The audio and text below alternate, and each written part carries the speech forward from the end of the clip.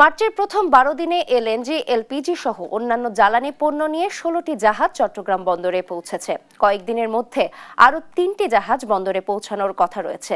এ নিয়ে আরও জানাতে সরাসরি যুক্ত হচ্ছেন সহকর্মী একেএম নাজিম। নাজিম, জ্বালানি পণ্যগুলো জাহাজ থেকে খালাস করা হয়েছে কিনা, কি তথ্য আছে আপনার কাছে, বিস্তারিত জানাবেন। মধ্যপ্রাচ্যে যখন যে যুদ্ধ শুরু হয়ে যায়, যুদ্ধের পরপরে কিন্তু বাংলাদেশের তেলের বাজার যে অস্থিরতা সেটি চলছিল। এরই মধ্যে কিন্তু এখন পর্যন্ত চট্টগ্রাম বন্দরে 12টি এলএনজি সহ বিভিন্ন অপরিশোধিত তেল নিয়ে কিন্তু বন্দরে এসেছে।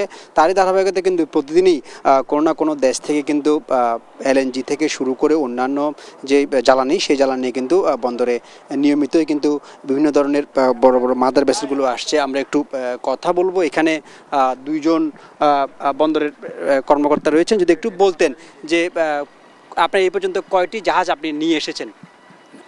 আজকে একটা তেলের ট্যাঙ্কার DUG-5 ওখানে ভিড়ানো হয়েছে। এগুলার ক্যাপাসিটি প্রায় ২৭-২৮ টন। সেম একটা জাহাজ গতকালকেও ভিড়ছে। এটা দৈনিক গতকালকেও একটা আসছে, আজকেও একটা আসছে, হয়তো আগামীকালও আসতে পারে। আগামীকাল আসবে কিনা এটা এখন বলা যাচ্ছে না, হয়তো ওই বিকেল নাগাদ আমরা বলতে পারবো। আমরা কান্ডারি ট্রেনের মাস্টার ইঞ্জিনিয়ার, আমার নাম মোহাম্মদ তাজুল ইসলাম। যে আরেকজন রয়েছেন যিনি বড় মাদার ভেসেলগুলো বন্দরে ভিড়ায়। এই পর্যন্ত কয়টি জাহাজ আপনি নিয়ে আসছেন যদি বলতেন? ডেলি একটা করে জাহাজ আমরা ভিড়াচ্ছি, বের করতেছি। ডেলি জাহাজ আসতেছে এখানে। তেলের আপাতত কোনো সংকট নাই এবং আগামীতেও আসবে। এবং পাইপলাইনে সবগুলো আছে, জাহাজ আছে।